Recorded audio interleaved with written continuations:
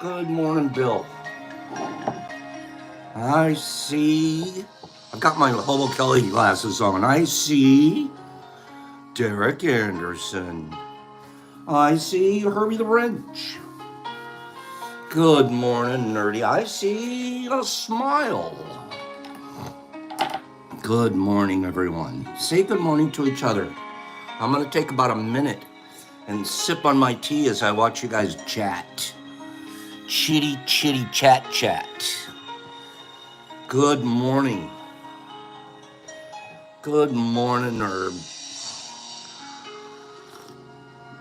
We made 2 batches yesterday. I did that one live with you guys using tequila. And then we shot down to the store and I got a little bit of vodka. Cheapo vodka. And I did a second run, and this one's the vodka. So I have a tequila and I have a vodka. And the vodka, the reason I did it is I set it up for a time lapse. So I could, because remember how fast it turned blue yesterday during the show? So I thought, let's do a video of that. Let's do a time lapse video of how fast it leaches blue. So we posted that on our IG yesterday. We posted that on the IG. It's actually super cool. It's one of my favorite time-lapse ones that I've done. Check it out. Check it out.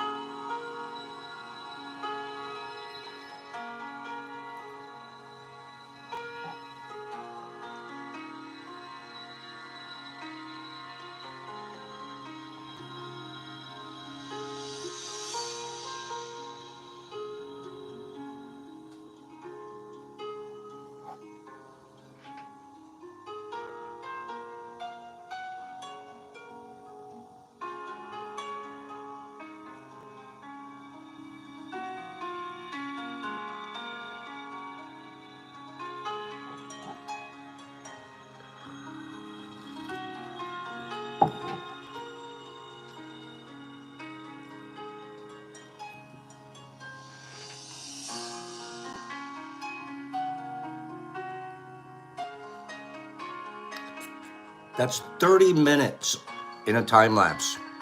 I set it for 30 minutes. So in 30 minutes, somewhere around minute 20, I shook it again and then let it go. So that's a 30-minute time.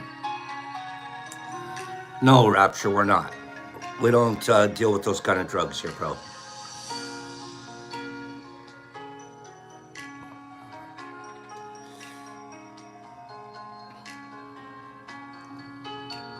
"30 minutes. Right about minute 20, I shake it again.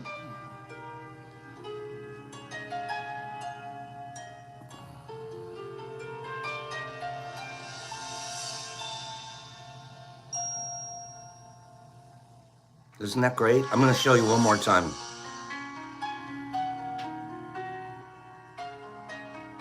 One more time. This is for people that don't get my IG, but it gives them a chance to see.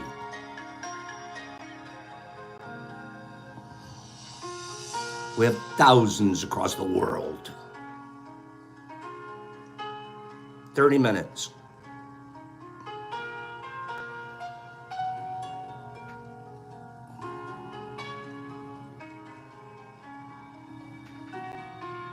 Thank you, Herbs.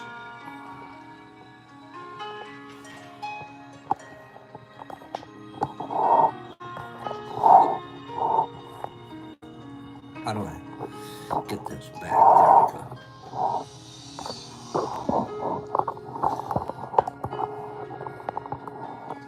So we did tincture yesterday. We're going to make some more. We're going to talk about it a little bit more today. The reason we picked tinctures this week is because it takes a little bit of patience, not the original process. The original process you guys saw yesterday takes a couple of minutes. It's now I have to sit here and watch this jar turn in circles. It doesn't really have to turn. I just put it on that for the heck of it. And this is the vodka blend. So we have two blends going. We have a vodka blend going and we have a tequila blend going. And we use the same ratios. Everything about it was the same ratios. Okay, and we're going to talk about how we're going to turn this into a tincture. And then how are we going to do a double extract tincture? Because if we think it's strong, you can definitely shake it if you want to. I mean, shaken, not stirred. I think I stir more than I shake. So I don't really need it to get up into the lid. I probably stir more than I shake, but that's my liquid culture training. That's my liquid culture agitation training. So, Pops, I should do a third one with 70%. Nerd. Now you're getting me all excited. I probably should. Except don't forget we're going to be doing... Good morning, everybody. Good morning. Don't forget, next week we're going to be doing a glycerin. We're going to be doing a glycerin extract that doesn't include alcohol at all. Okay? Rum would be a good one, RX, because my stomach can handle a little bit of rum. This is the great stuff about having a group. There's a lot of different brains here. A lot of really smart people. And a bunch of different brains going on around here. Okay? And yesterday, Trent taught me some stuff. Where is it? I'm looking for it. Yesterday, Trent taught me. Oh, whoa. Wait a minute. I just looked at that. 4-leaf. 4-leaf. Those are looking good.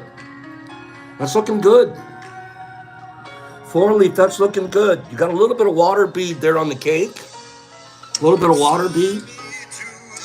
Oh. You got a little bit of water bead. Get some fan on that. You really don't want that water bead sitting on top of the cake. But these are nice. You're doing a nice job there. Try to evaporate a little bit of that water beading. Try to evaporate a little bit of that water beading. But other than that, it's looking great. Good job. Good job. You got there, brother. Okay, let me just see.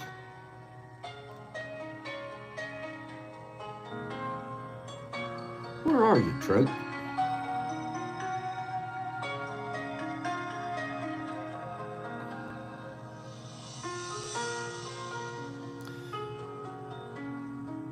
I'll find it.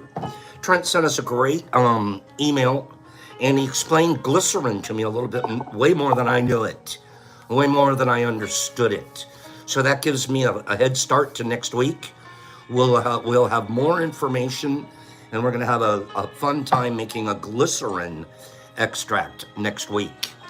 And thank you, Trent, for sending me information. I appreciate that very, very much.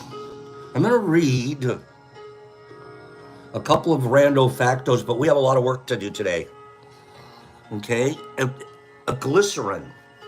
He was using it in his, CBD extracts. So he has some experience with it. Excuse me for my coughing on you guys. Okay?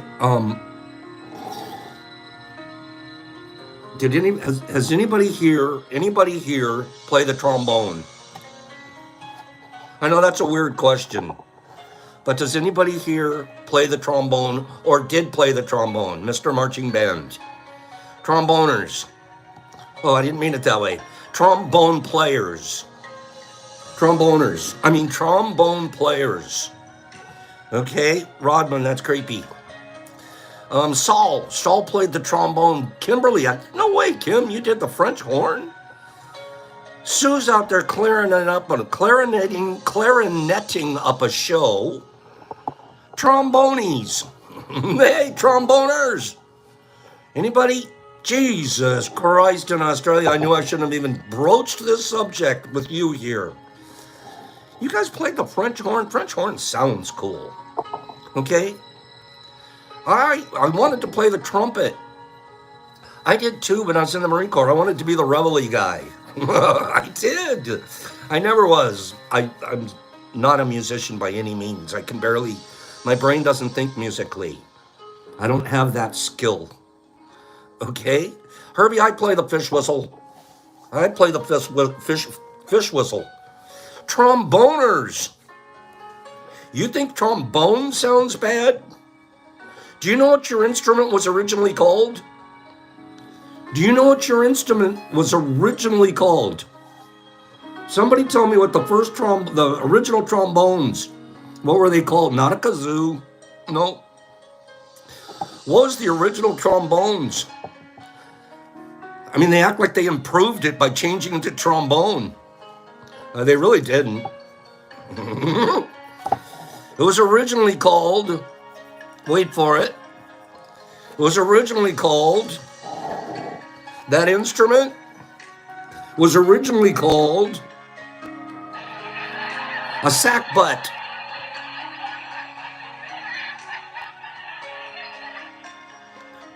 What, Pops? Yeah, a sack butt. Spelled exactly like you think. S-A-C-K-B-U-T. So which would you rather play? Tell me the truth right now. A tromboner or a sack butt? Okay. Why bother changing it? Okay. Why bother changing it? You didn't really improve it in the process, according to me. Okay? Tromboners are playing sack butts around here. Let's do it. Don't forget that, all right? And it's a B-U-T, no two T's. It's only one T. Good morning, Daryl. Daryl, good morning. We don't always talk about sack butts here, but this morning we are.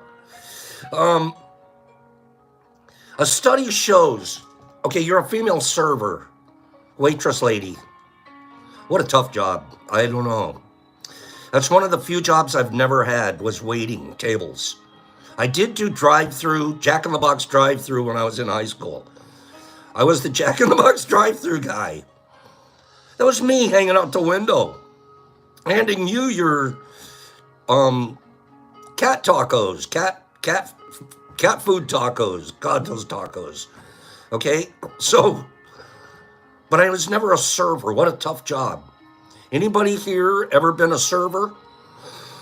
Nerdy was a good server at a 50s diner. I believe it, Nerdy.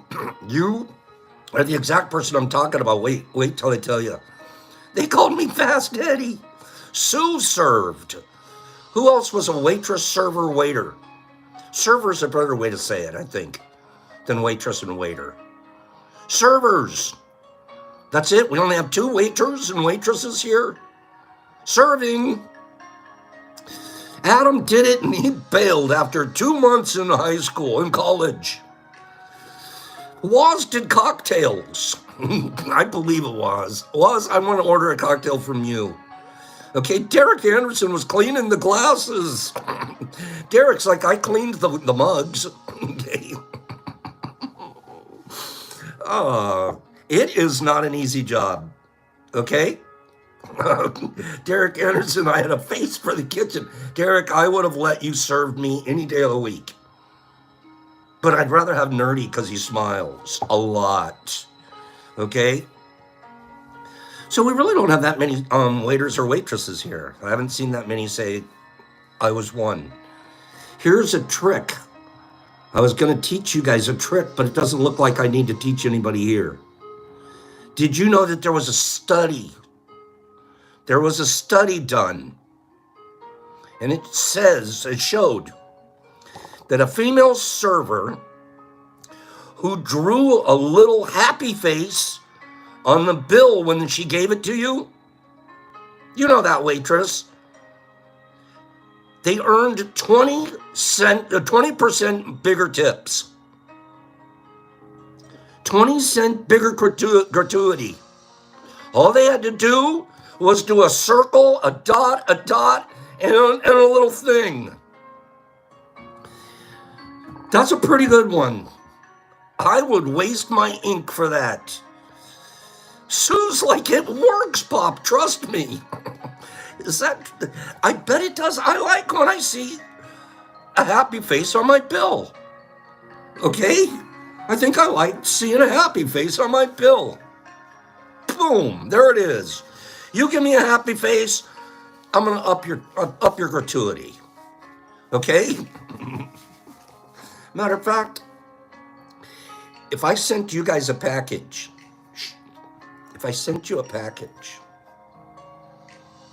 wait, let me do this.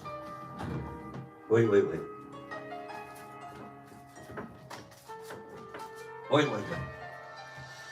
There's my thank you card. Okay. Wait. Wait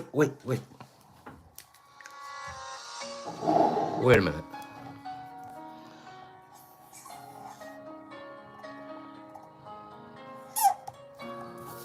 And I put that on the back of it. I put one of those on the back of my card. And I sent you a package. Do I get anything more for it? Should I expect an extra 20%? I'm still looking for ways to make money here, guys. No, I'm kidding. I'm not. 20%. If I dropped one of those in your box, I'm expecting a 20% increase. Reasonable? Ask Sue. Listen, you're 20% happier. I can't get a lot happier for Leith than I am right this moment. Okay? I got to be honest with you. I wanted to read a couple more randos to you goofballs. Okay? I want to read this. The Mickey Mouse brand has a recognition of 97%. 97% of the human beings on our planet. This is including bush dwarfs in the Amazon. Okay, this is including bush dwarfs in the Amazon and other unlikely tribes.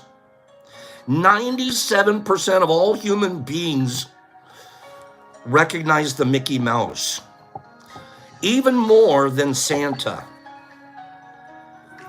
More people know who Mickey Mouse is than the giveaway guy.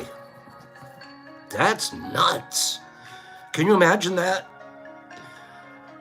I think I've seen a couple of those pygmy tribes, though. How do they always end up with a Mickey Mouse t-shirt? How do they end up, you know what I'm talking about? They'll have a soccer shirt and a Mickey Mouse shirt. What's going on? Parth, don't talk to us like that. Come on, man. We're here to be good and kind. All right? How about this? Barbie. Remember, we talked about Barbie a couple of times recently. Okay? I always wondered, so where do they get the Nike shirts? Okay? You know, it's donations of used clothes going to, the charity donations. That's a good thing.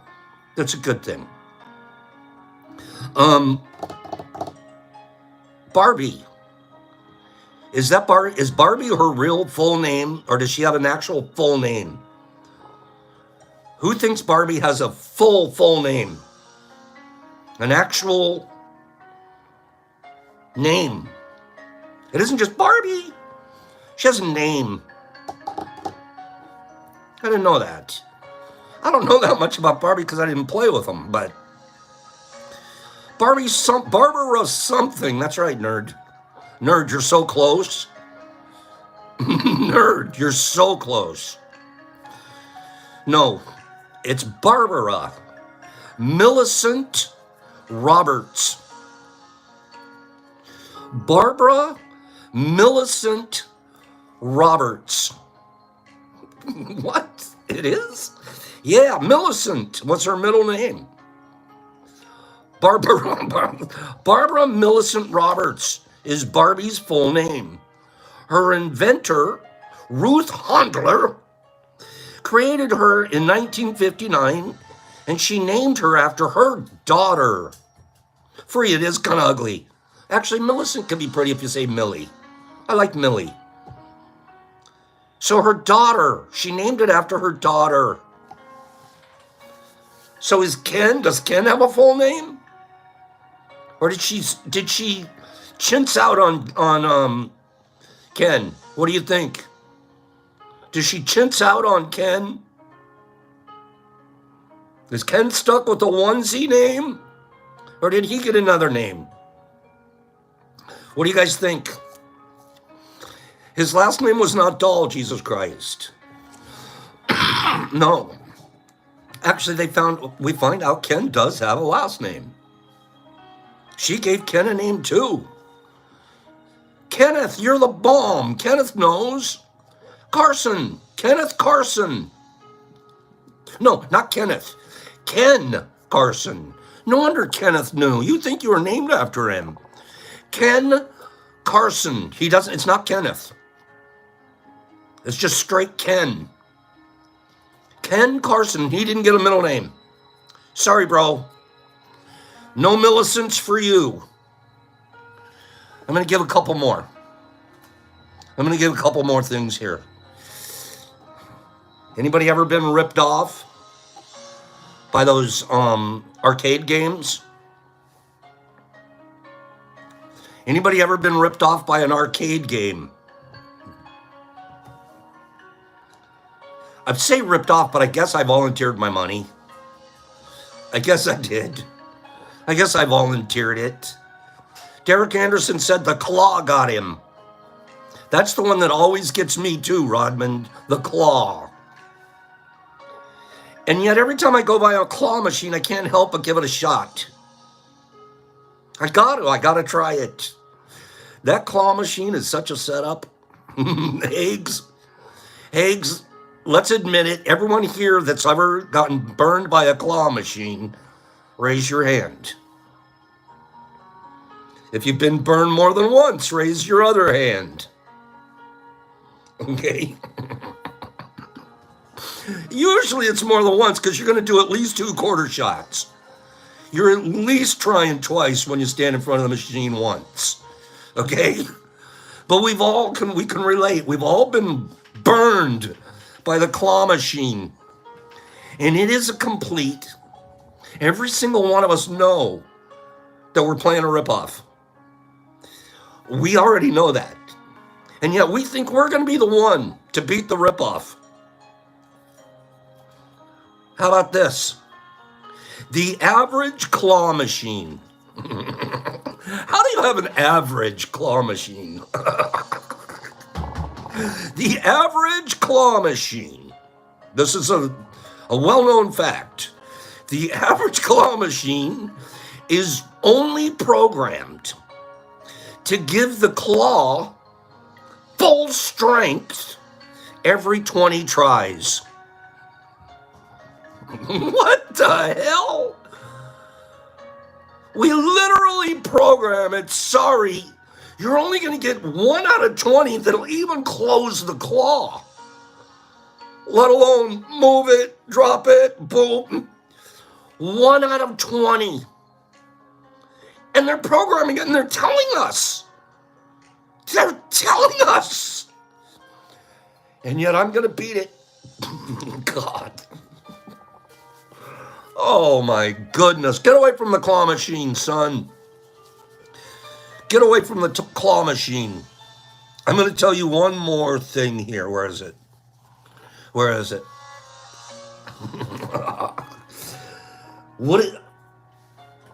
Michelle and Barack Obama, we're not doing politics. Michelle and Barack Obama have a couple of beautiful, lovely daughters. Am I right? I'm right. Lovely girls. Lovely. If you were to marry one,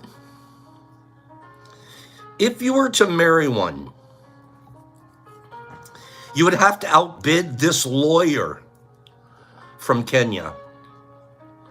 There's a lawyer in Kenya. His name is Felix Kiprono. Felix Kiprono. He offered Barack and Michelle 70 sheep, 50 cows, and 30 goats as a dowry for their daughter Malia.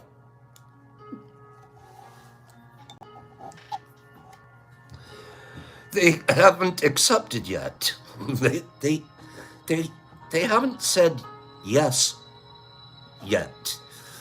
Okay. We forget that those other countries do that. That's the fun part about this. I'm not making fun of anybody. That's interesting. It's a complete different culture, right? Okay. Now us here, we'd have to go a lot bigger than 30 goats. I can tell you that right now. Malia's like, Pops, don't do it. Okay, what would you do with them? Wandering around the White House? No, he's not at the White House anymore. What do you do with them? But Billy D's, but they haven't said no. Ken, you still got a shot. Wow. Different cultures, different places, different people, different ideas. And it brings us all together. It's a wonderful thing. Okay? That is a great thing. Let's get to work. We have work to do here. We're done talking about silly facts. We're going to learn now. We're going to learn stuff. Yesterday, we were talking about tinctures, etc., etc. Extracts, tinctures, decoctions, cold soaks, all kind of mushroom juice, okay? And a couple of people asked, how do you dose it? And we don't have a good answer. We don't really have a good way to measure it. I'm using the same amounts every time. I'll use the same volumes, so there's some kind of a consistency in my tincture, but based off of what fruit I've been using, and just there's lots of variables, and we really don't have a way of controlling it. This guy in this is a great little way to put it, in radical mycology. I looked at this overnight. I was looking at this overnight, and I wanted to good morning, Shamsuri.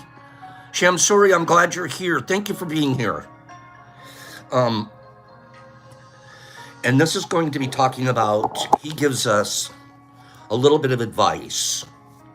He gives us a little bit of advice about dosing. When looking at a chart of medicinal mushrooms and their properties, it can be hard to determine which species is best for a given symptom. And we're talking the edible mushrooms here as well.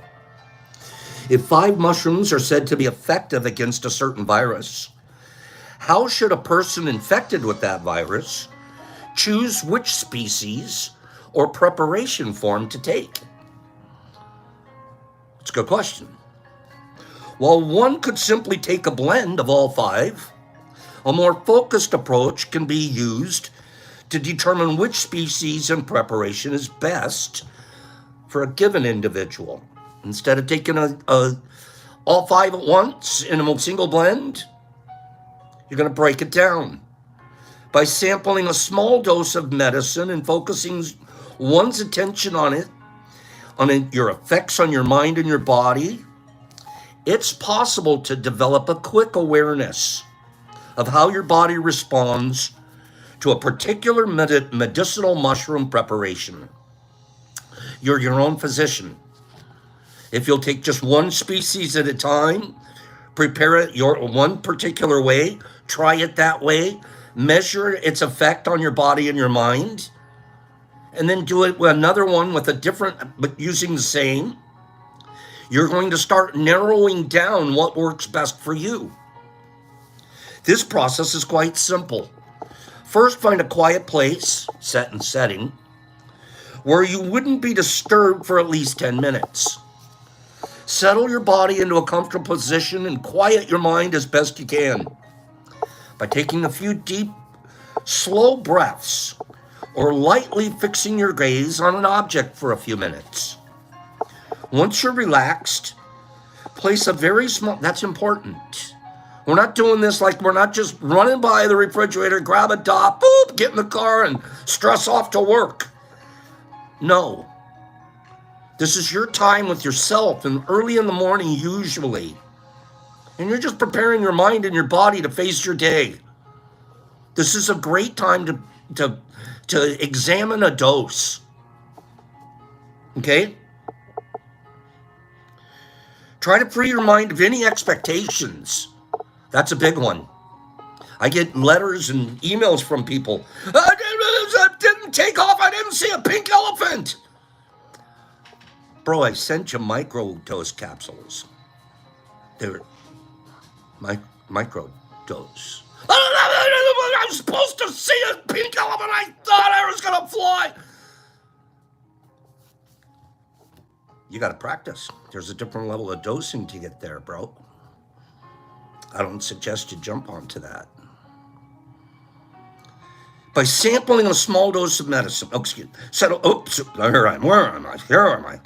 Okay, once you're relaxed, place a very small amount of the medicine on your tongue.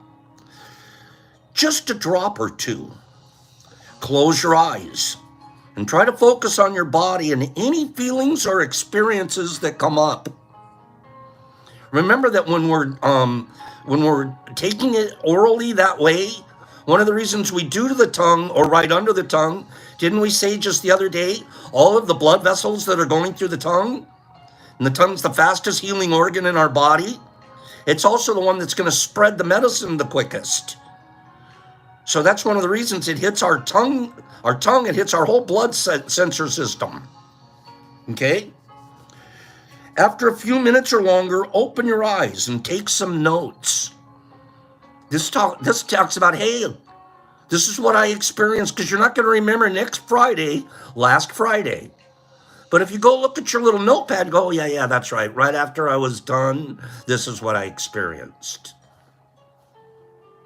Now you've got some notes to look at. You also now are gaining experience to help other people. Okay? Describe any images you saw in your mind or sensations that you felt in your body, regardless of whether or not you're able to explain them. Over time, you come to discover that some medicines affect your body very strongly, or that you feel a close affinity to a certain species that you might not have considered previously. As you hone your awareness of your body, the medicines will begin to speak clearly and more directly each time you sit with them. This is a truth. You think you're going to do it once, boom, okay, you got an experience. The more you have measured experiences, the more it is obvious that we're able to compare them and pull out those experiences that are best for us. Versus I've had one experience, now I get it, I'm going to keep that one. Okay? If you find it challenging at first, stick with it. Oh, you're supposed to practice this stuff too? Learning to quiet our minds and focus on the message our bodies are sending us is not a skill that is commonly taught in modern cultures. It is an ancient and innate ability in all humans. It is easy to develop an awareness of what it has to offer if one is willing to try. By listening to the messages that come from our bodies and hearts, we can gain a deeper relationship with ourselves. This whole process is a self-discovery, self-improvement process, is it not? Okay, it's not just about the liquid we're putting. It's about how we're treating ourselves. This practice can be especially interesting when done with multiple people using an unlabeled medicine. It's quite surprising to see what comes up for each person, how similar the experiences are among participants, and how closely they match the traditional view on the medicine, despite each person not knowing what they consumed. It's kind of surprising. We're going to get kind of grouply, right about the same type of experience. It's called a blind test, right? Doing these group sessions is also a great way to develop a sense of how a novel medicine tends to affect people. That is a great piece of advice. Okay, this whole thing about slowing down, taking very small doses of individual type of medicines, and understanding how they're affecting you. This isn't a game where it's all about getting high and tripping. That isn't what I look forward to. I look forward to the medicinal properties and ultimately the therapies and the PTSDs and the fighting depressions and anxieties and building communication networks with each other. That's one of the biggest parts. I see guys growing stuff that have never grown before because they're listening to other guys here. Who was it the other day sent me something? I said, that's fantastic. Look at that. He goes, I couldn't have done it without Nerdy. Of course. I couldn't have done it without the guy before me, and I couldn't have done it without the guy before him. And that's what we're doing. That's where the medicine really is. That's where the medicine is. The medicine's in the growing part, not so much in the dose. The dose is like bonus chickens, as far as I'm concerned.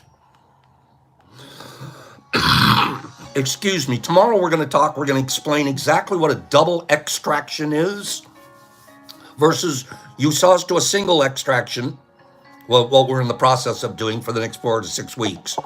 But tomorrow we're going to be doing explaining a double extraction, and then early next week we're going to do a glycerin extraction.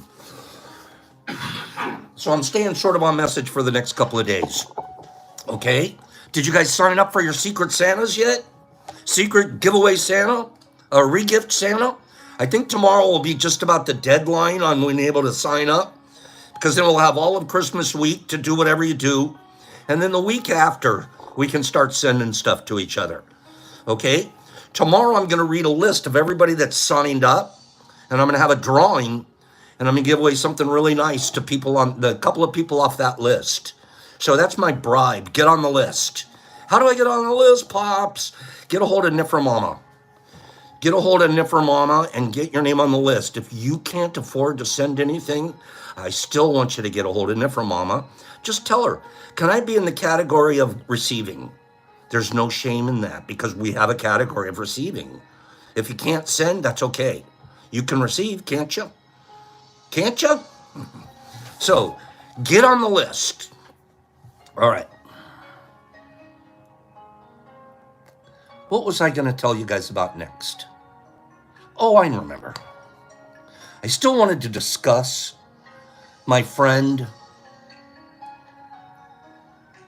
the CEO. The CEO.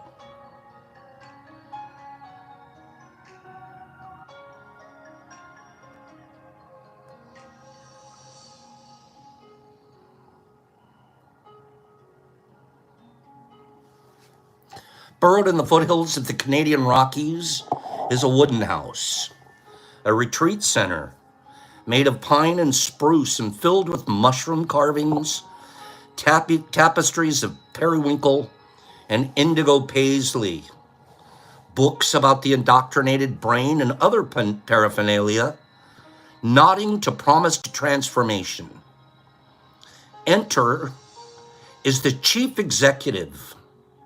Emerge as an enlightened executive. Here is the CEO that started this situation and his lodge.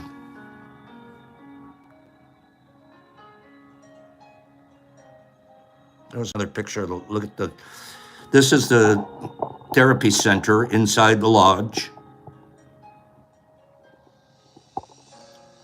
How much do I love log buildings?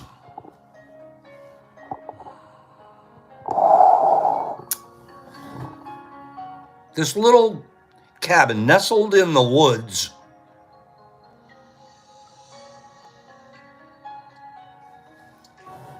when a group of executives wearing hoodies and leggings arrived on a Tuesday evening in October. They vibrated with the nervous energy of a summer camp drop-off.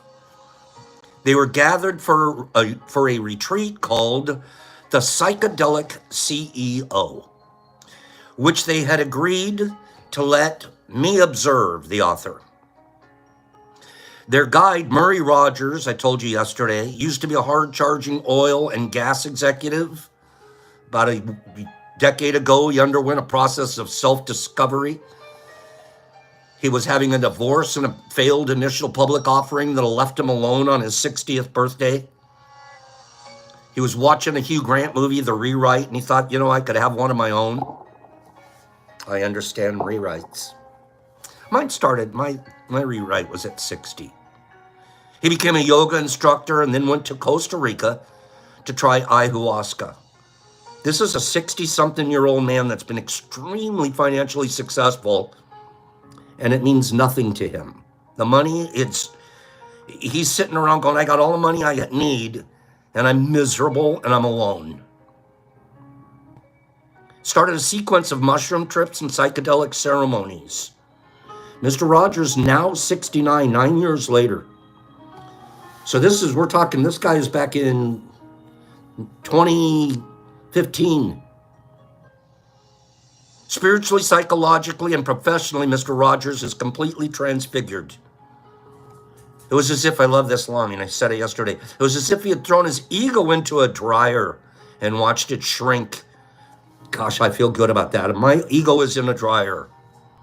It is. It's getting a lot drier than it used to be. He became intent on helping others with the same kind of cosmic laundering that he had received. I'm identifying with this guy. Is anybody out? Give me 5 people that are identifying with this fella. Give me 5 people that are identifying with this fella. He wrote a book. He wrote a book called The Psychedelic CEO. And after hearing from readers, he also began hosting retreats. Mushfest? Adam, Jill, Chris, and AJ, all of who requested that only their first names be used so as not to alarm their investors, their employees, or their children, they all decided to try this unconventional approach to professional development. All of them run small businesses in the Calgary area and had met through an entrepreneurs network. When we hear CEO, we automatically think the guy that was shot in New York. CEOs are running smaller and smaller businesses, and most businesses have a CEO, okay? After they arrived, they scarfed down bowls of thick lentil soup and then settled on couches in a downstairs den. I showed you guys a picture of that.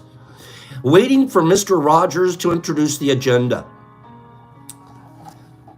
Is this interesting? Give me 5 people that think this is pretty interesting. Commercial break.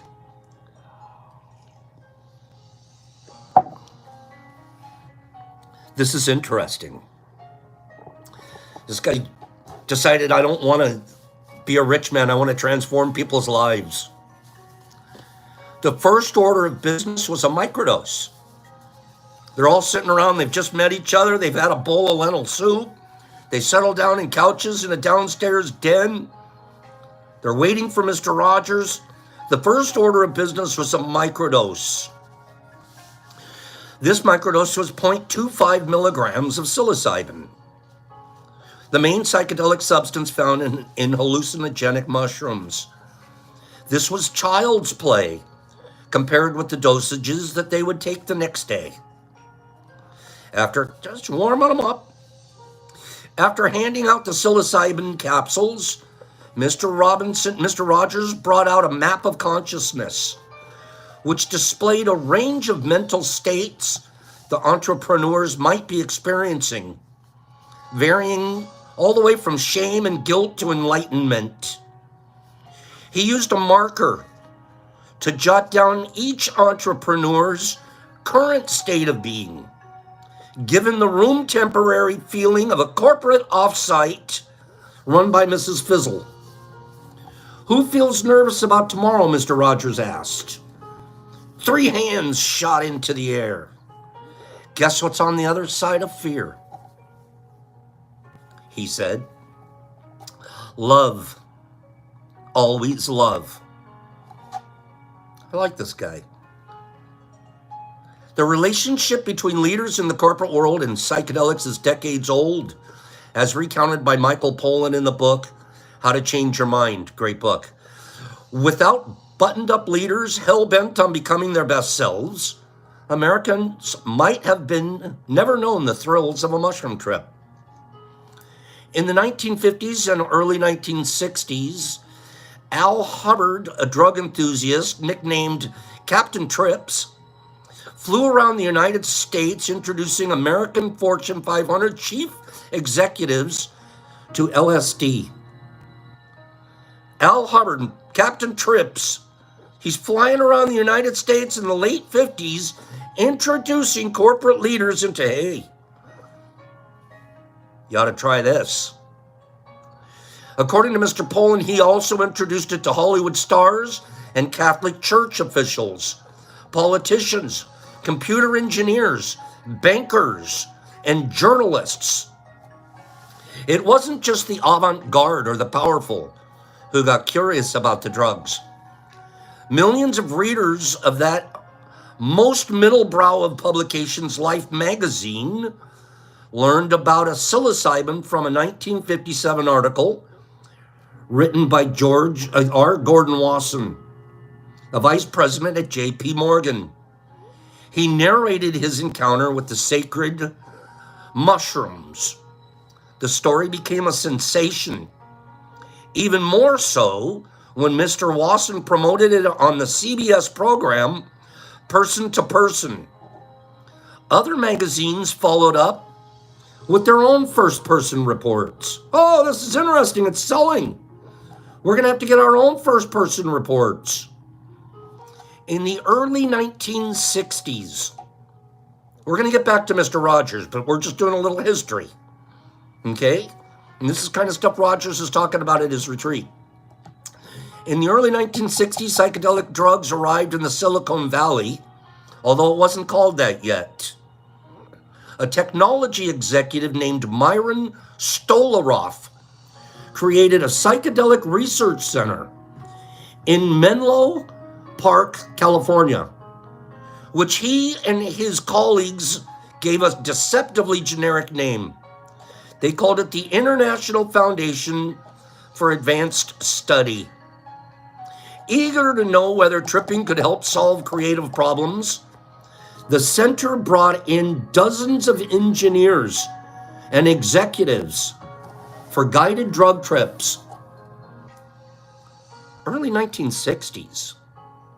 James Spodeman, a researcher who helped run the trials, told me that this operation, carried out in a nondescript office, was in no way considered illicit or illegal. Sometimes it was the bosses who came in. This wasn't sneaking off into the mountains with just rainbow people. It is not hard to discern how the love affair between business and psychedelics came to a screeching halt. Psychedelics became associated with beatniks and hippies who quit their jobs, who staged sit-ins, and who followed the siren call of Harvard psychologist and researcher Timothy Leary to tune in and drop out. Psilocybin, LSD, and other psychedelic drugs became prohibited by the federal government in the early 1970s. That was their response. The old Nixonian response. But business leaders, and you and I know this, business leaders never completely lost their interest in those substances. Some continued using them for pleasure. Others attested to their life-changing influence. Steve Jobs declared taking LSD as a critical life event, his words. One that, quote, shows you that there's another side to the coin, unquote. Sam Altman said psychedelic trips could be totally incredible. Elon Musk has posted on X about having a prescription for ketamine, a drug that can have hallucinogenic effects. Psychedelic drugs are more popular broadly, too. Researchers at the RAND Corporation estimate that 8 million adults in the United States, 8 million adults in the United States used psilocybin in 2023. There is now a growing cottage industry of psychedelic retreats for business leaders. Guides sell curated experiences, with some executives go on mushroom trips. Mr. Rogers charged roughly $4,000 to the group I observed. Psychiatrists note, we're going to get back to Mr. Rogers. Psychiatrists note that using psychedelics in an environment that isn't medically supervised can be risky, especially for people with family histories of psychiatric disorders who could experience a psychosis. If you have a loaded family history of either bipolar disorder or schizophrenia, I would be cautious about taking the psychedelics, says Dr. Charles Nemoff, University of Texas. There's a whole nother article literally in the same newsletter that's saying we're starting to see that bipolar and psychedelics are not a problem. They thought so, and everybody avoided allowing bipolar people that suffered from bipolarism into their group studies. So bipolars weren't even being studied. You were excluded from studies.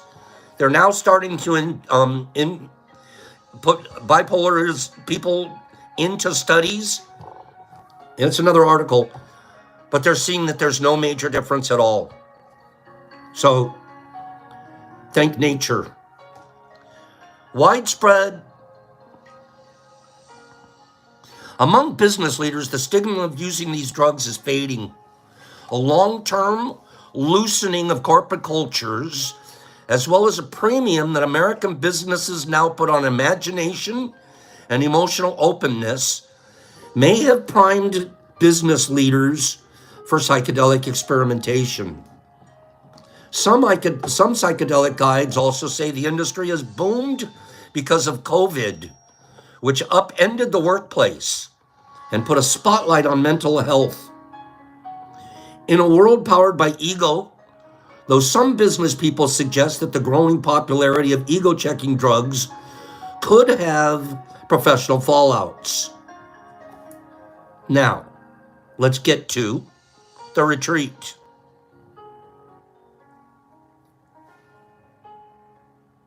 We're going to read a couple of paragraphs out of the retreat, and we're going to finish this lengthy article tomorrow. We just had a little history lesson. We've heard a lot of that before, but it was a nice, concise history lesson leading into Mr. Rogers' retreat. I want to experience ego death. I want to get my company through a public offering. I want to find God. Those were some of the goals of the executive at this retreat. Mr. Rogers has heard every strain of intention that propels business people towards his psychedelic retreats. He cautions them to reset their expectations. The key word is surrender. He said, it doesn't matter how much you've read and how much you think you know, none of it will be true. At the retreat center, Mr. Rogers led the entrepreneurs in some gentle yoga and singing. As they got ready for bed, Mr. Rogers assured them that every person's journey the next day would be different. He said he once had a client who spent his entire trip staring at the wood column in the center of the home. It was his grandmother, Mr. Rogers explained.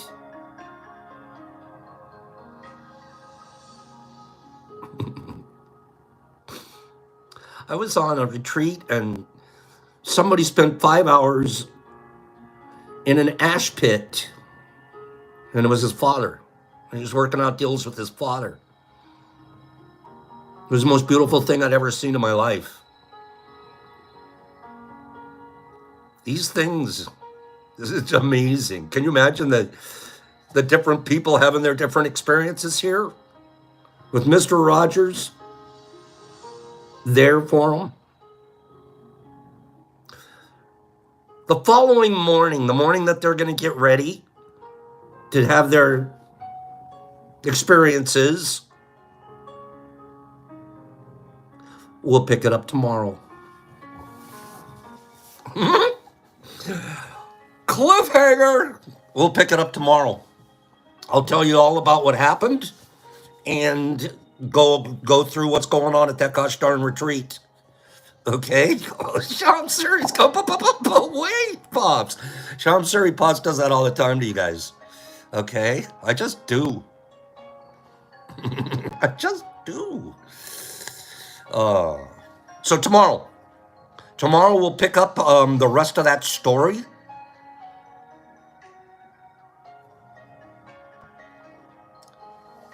How do you rise? How do you rise up? How do you rise up? By lifting other people up. There is nothing so rewarding as to make people realize they are worthwhile in this world. There is nothing more worthwhile or rewarding than making somebody feel worthwhile. Wow. We got to do that to our kids more. We got to make our wives and husbands feel very worthwhile. Always try to be kinder than necessary. Kindness can transform someone's dark moment with a blaze of light. The ideas that have lifted my way and time after time have given me new courage is to face life cheerfully with kindness, beauty, and truth. Albert Einstein. How beautiful a day can be. How beautiful a day can be when kindness touches it. Try to be a rainbow in someone's cloud. Ooh, that's good. Be true to yourself. Be kind to yourself. Read and learn about everything that interests you. And keep away from people that bring you down. Hate ricochets, but kindness does too. The shortest distance between two people is a smile. That's pretty. The shortest distance between me and Nerdy is his smile. Michael Patterson, the ego is a coat the spirit wears. That's good. There is no small act of kindness. Every compassionate act makes the world larger. Kindness and politeness are not overrated. They're underused. I'm going to end with this, and then I'm going to read a little essay. I'm going to read a little essay to get us out for today. Kindness can become its own motive. Kindness can become its own motive. We are made kind by being kind.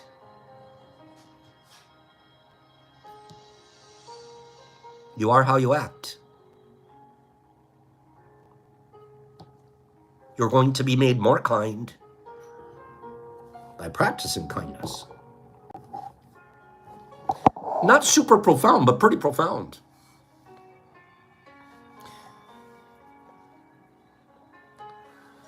I have a friend. MVP is here. Good morning, MVP.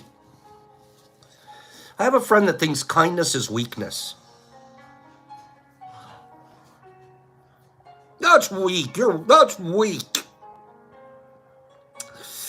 Is it any surprise he's a CEO? And he hasn't been on the retreat yet? He's a moneymaker, investor. All he worries about is, can I get more money for the money I have? All right. The mistake of viewing kindness as weakness. Kindness is not weakness. It's actually the exact opposite. I'm going to just make this statement, and I hope it's not controversial. Don't cancel me. I don't like the idea. I don't like tough love. I'm not saying there isn't such a thing, but I think it's a terrible, terrible statement. It's so oxymoronic. It doesn't even make sense. There really is no such thing as tough love. That's our excuse. Compassionate love, love that'll build, love there's so many other ways to put it than to use the word tough and love together. They literally cancel each other out in my brain. I don't tough love anybody. But I also will not enable you. I used to enable all the time. Enabling made me feel better. I was enabling because I was weak. Because I couldn't stand up and say, no, that's not going to be good for you. I can't provide that. I can't be available for that. That's kindness too. That's not tough love. That's kindness. Kindness love. And it wasn't easy for me and my ego, because I want you to think I'm a great guy. Enabling is about taking care of yourself instead of loving the person. You're living in your own guilt and your own shame and your own comfort. When you're destroying people when you enable them. My brother used a great metaphor. Picture a ladder. Your job as a parent or as a friend or anywhere else. Our job, my job to you guys here as a servant is to help you get to the top of your ladder. Whatever that is. I don't know what the top of your ladder is, but I want to help you get to the top of it. If I came along and I wanted to make it easy on you, so I'm just going to remove a rung and I'm going to push you up to the next level so you don't have to climb that one rung. And I'm going to pull another rung out and shove you up and help you out. Am I helping you? Do you have all of the experiences you need for the next rung? When I enable you, I'm taking rungs out of your ladder. I'm making it impossible for you to reach the top.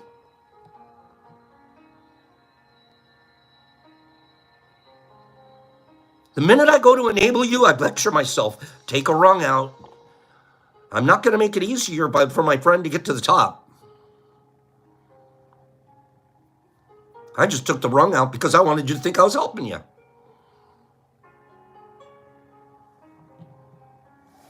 Kindness is not weakness.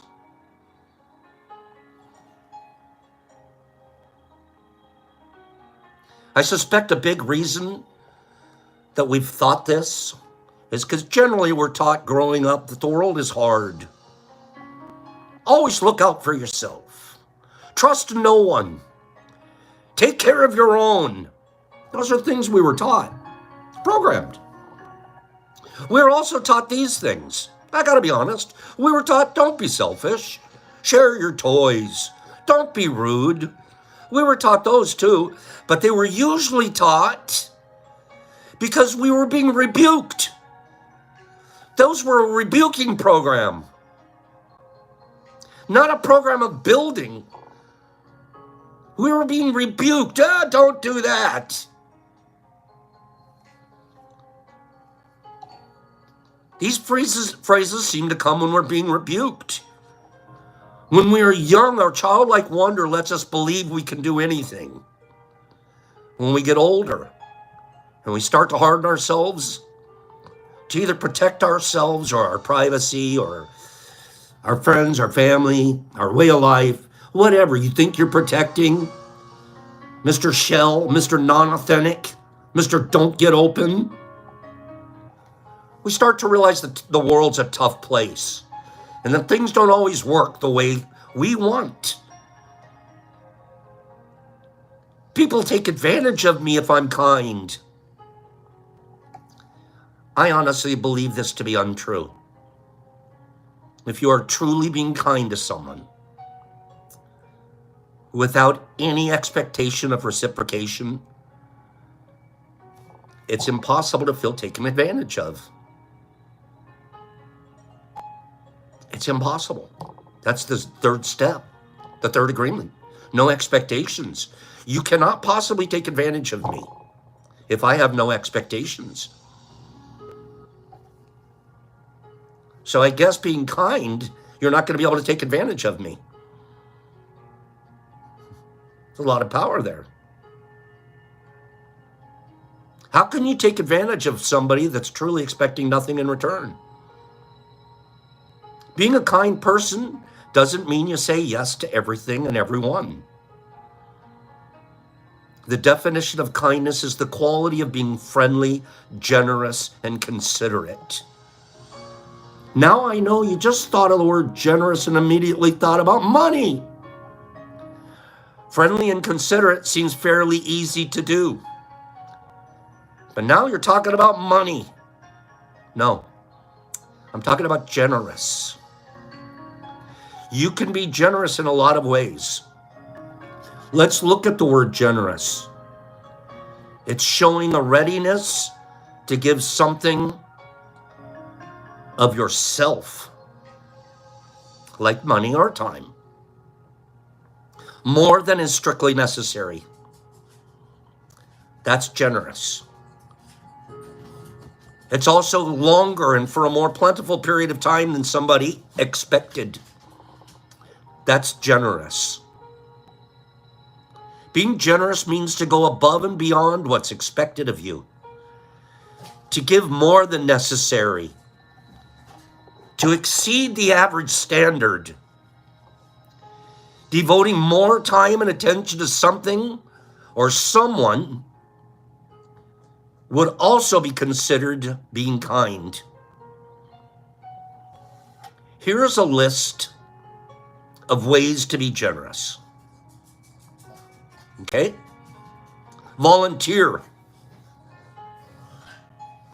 Clean up after yourself. Dirty bedroom. Husbands leaving their dirty underwear around. Why does your wife have to clean it up? Pick up your litter. I often tell you guys about my neighbor that's kind. He walks up and down the street picking stuff out of the street so people don't get flat tires. You drive down my street, you're not going to get a flat tire, and you don't know why. But it's because Joe over on the other block always makes sure that there's no nails in my street. I think that's really kind of him. Send or buy flowers at random. Randomly text a friend, family, or loved one. Just tell them you hope you have a great day. Yes, Billy, Trash the Clown's a great example. When greeting someone, listen for their answer. It's kind of kind to listen, isn't it? Hold a door open. Leave some extra quarters at the laundromat. I never did that one. That'd be fun to go to the laundromat and you come along and say, hey, what's this pile of 4 quarters right here? I'd rather put them in there than in the claw machine. Buy someone a meal. Buy someone a coffee or a tea. Drop off socks or a blanket to a shelter. Oh, that's a good one. Donate books to a library. Donate toys. Being kind is a way of life. It's not always easy to do, and it takes energy, and it takes time from yourself to impart to someone else. It can sometimes be hard to stop and hold a door open for someone behind you, especially if you're in a hurry. It can be hard sometimes to smile at the people you encounter every day. But in the true spirit of being kind, it's not about you. More so, it's more about what can you do for others. Doing acts of kindness with the expectation of nothing in return seems thankless at times, but it feels great when we're surprised by an act of random kindness to us, doesn't it? Just about when you think, gosh, this is getting, why do I keep doing this? This is hard. When you receive a random act of kindness, doesn't it feel amazing? That's why you're doing it. Because you know you can make someone feel amazing. Be kind, for everyone you meet is fighting a battle. We've all heard or seen that quote somewhere. I'm almost done. We truly never know what someone else is going through. We don't. And especially the mask wearers. We don't. In that aspect, wouldn't being kind be viewed sometimes as being tough? Someone who is compassionate towards others, someone who is not weak, but strong enough to go out of their way to empathize with someone else, strong enough to go out of their way to give them their time and their space and their ear. That's strength, not weakness. There's nothing weak about being kind to others.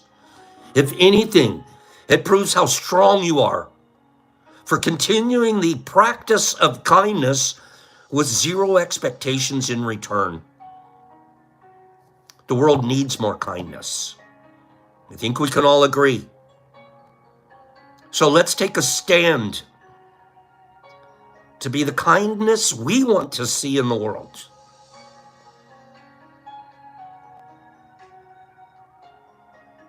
Bring your part. Bring your part to the party. I'll bring my part. Everyone here bring their part. We can make a better world. You guys go have a beautiful day today. Be kind. Practice kindness. It's not weak. Don't enable. Don't give stuff to someone because you have an expectation. That's selfish. Give. Serve. And if you're looking for a 20% extra, all you have to do is put a little, just a little, one of these on there. You're going to get yourself another 20. Stop it, Pops. Okay. Have a great day, you guys. I love you. And I'll see you guys here tomorrow. We're going to have some fun here tomorrow. Okay? Keep on doing what we're doing. Have a great day, Niffy and Satter Wolf and Sue and Mark Z and Shamsuri and Pacers and Herbs. Thanks for being here, Herbs. Mike Barabal and Vaggie. I don't know. We'll talk about... I don't know. I think I should probably do it. I don't know. We'll definitely do Christmas Eve. Definitely Christmas Eve. Sue and Nipper and Pennypack and Billy D and Anthony T and HB and Satter Wolf and Exception. Pop Croons on Tuesday. I'll make sure he's here, Exception. Justin OK Medrosi and Derek Anderson and Pennypack. Sue Littlemeyer and Cat Meowzilla. Laura, have a divine day. I hope you're feeling better from yesterday. Arthur G and Croaky. Good morning, Croaks. And Mike Barabal and Rodman and the Wazzy Waz. That's how I get it, Waz. I'm with you on that one. John Zook and Cleany. Hi, Cleans. And there's my Jolie and Kimberly. And Scotty B and Deborah Pearl. Deborah, you are a pearl. Nerdy and Nippy and Jesus Christ in Australia, visiting Catherine Hepburn. Michael Patterson, I love my Michael. Hags, have a great day, Vegas and Mike Barball. And Jesus and Saturn, Harbs and Pidgey Page. And JC and Calico Kid, Nerdy and Joe D's and Phillips, Exceptionally Exception Santa, Mark Z, Scotty B, Secret Santa. It's not the website. Get a hold of Nipper Mama. But Scotty B, you can send me an email and I'll give you her email address. Okay? Pops, peace, 4 things. Let's practice being impeccable. Let's also practice not taking things personal. Today was a great example of being kind, having no expectations whatsoever, and let's all do it our best. Get out of here. I'll see you guys tomorrow. Love ya.